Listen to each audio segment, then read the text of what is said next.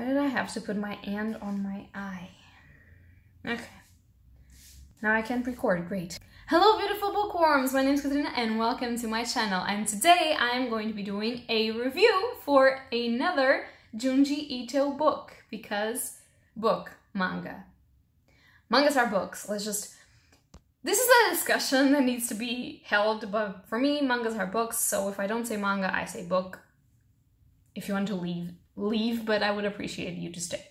So, we have a new Junji Ito, and if you don't know, on this channel I have read pretty much everything that has come out by Junji Ito in English and in hardback editions. So I have 2 videos talking about Junji Ito's works. In the first, I talk about all of the collective works that have come out by him, which I'm going to leave up above somewhere. And in the second one, I talk about one specific work of his that came out called No Longer Human, which again, it's going to be somewhere there.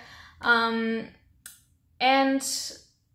I love all of his mangas. He is called the Master of Horror, which I can agree, and I really love it for the spooky season. So since today it's a little bit cloudy, it's a little bit heavy, and I have just finished this, I really wanted to give a review about it because I have seen that a lot of people that are on this channel really enjoy my reviews of horror mangas, and so why not talk about this new manga? Which, by the way, I forgot to show you what it is, and that is Venus in the Blindspot. And look at this cover. This is an eye with a girl on the inside, and it's fucking beautiful. And if you take this and turn it around, whoop, there she is. That's not creepy at all, is it? I mean, of course not. We all love gigantic eyes looking at us, don't we? It's not making me feel uncomfortable at all. No. So Venus in the Blindspot is a new manga released by Viz Media, Viz Signature, of Junji Ito's collective works. So this is not a story that goes straight to a point, so it has a beginning, a middle, and an end. It is a collection of short stories, like most of his collections are introduced, and I have a firm belief and a firm theory that Junji Ito does not do, as I've said in many of my videos, a cohesive, straight work. His works are basically a conjunction of short stories that some have a supposed direction and a beginning, ending, middle, and ending, and most of them are just short stories for the sake of being short stories, which is amazing because we all have those authors that are great at doing novels, but they aren't very good at doing short stories, which I do know some.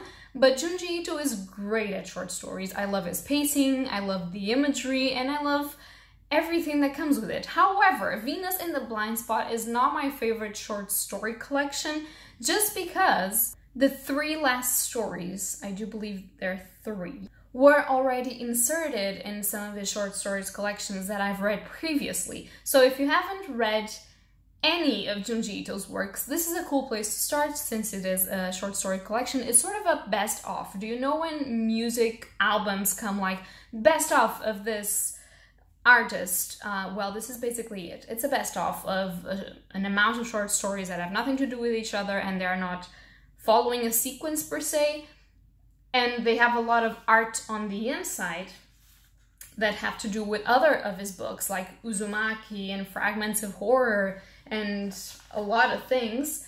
So it's a collection, it's a best of, but it has some new stories, and I'm here to talk about those. So for the new stories, I really enjoyed them. As I said, for myself, Junji Ito is not entirely terrifying by himself. Well, by himself he's not terrifying, he's just a really cute and nice person, but his stories are not supposedly terrifying for me since I am used to horror. However, because he has a lot of focus on body gore and body horror and body dysmorphia, they are kind of not the best to read if you have triggers regarding your body and exploration of body parts as used in horror, which are not always great. There are, however, some stories that make me uncomfortable, and this is because I do believe that Junji Ito works because he explores different fears that each and every person, wow, my grammar is amazing today. He explores different fears that each and every person has in regards to specific things. So, for example, in this collection, there was some stories that didn't affect me at all that I really, really enjoy. But then one of the stories had to do with people being sued. Like their mouths were sewn shut and other unpleasantries. And I did not enjoy that one bit because I hate that imagery. I hate when you imagine eyes and mouths and pieces of your body sewn. Like, I can't. I hate it. And so it made me uncomfortable, but the entirety of the story was not physically unable for me to read. It was great, but it wasn't comfortable. And I think that that is the point of Junji Ito's writing. So he is not per se terrifying, or his writing and his art are not per se terrifying, but they are a little bit yucky. You know, that feeling is just like, oh, okay, I don't like that, but I can continue reading because the premise is interesting. Also, one of the things about this that I think it's not the best to be in a Junji Ito collection is that it has a lot of adaptations that he did of other works, and so they're not his original ideas. And I do believe that to start reading Junji Ito, you should start with his original ideas. I have said in one of my videos that there is a collection of short stories called Shiver, where he actually tells you how he came up with that idea and how he did the beginnings of the imagery and why he did it.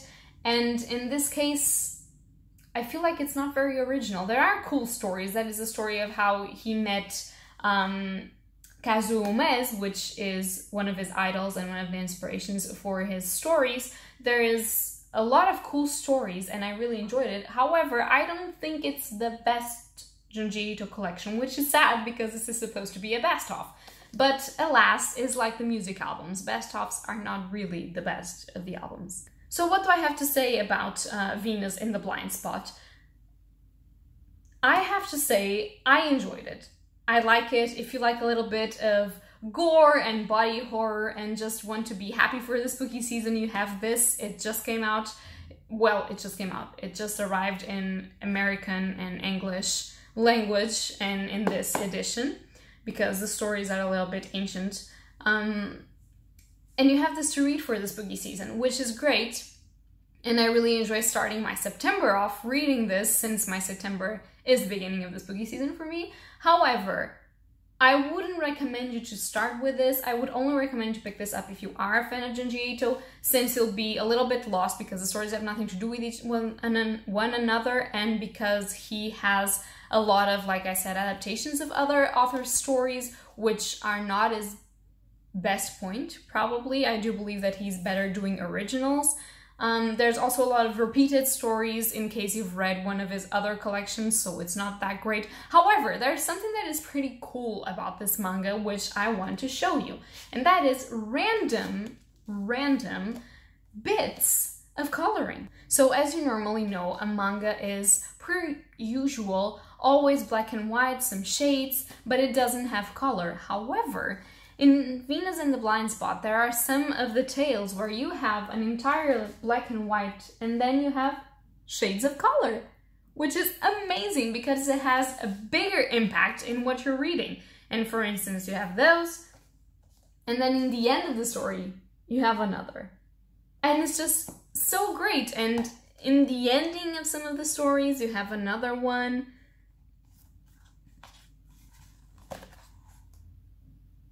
And it's just really cool because I really like to see the coloring and the inking of the stories. I think it's really fun because I never got to actually read and see a manga with its original colors before it goes to be printed in black and white. And it's really cool. And for that reason only, I think it deserves a spot in your collection. And because the stories that are not copied from other collections, which, why are we spending money in the same stories? The stories that are original and that are not the same are actually really cool. I really enjoy reading them. My favorite, I think it has to be probably The Human Chair or the first one of this which I'm not going to tell you the name of because I really wanted you to read it.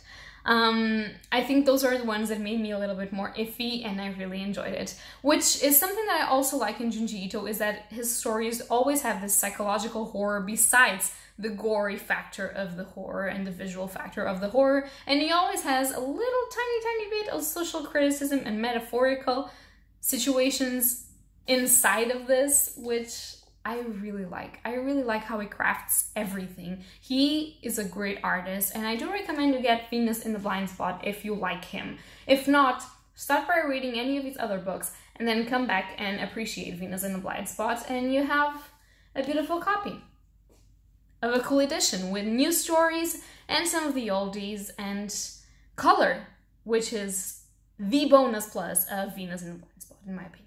So those are my thoughts of the new Junji Ito horror manga. I hope that you guys enjoyed it, and if you've read it or if you've read some Junji Ito, just tell me in the comments down below. And that's going to be all for today, so happy readings to you all. Bye!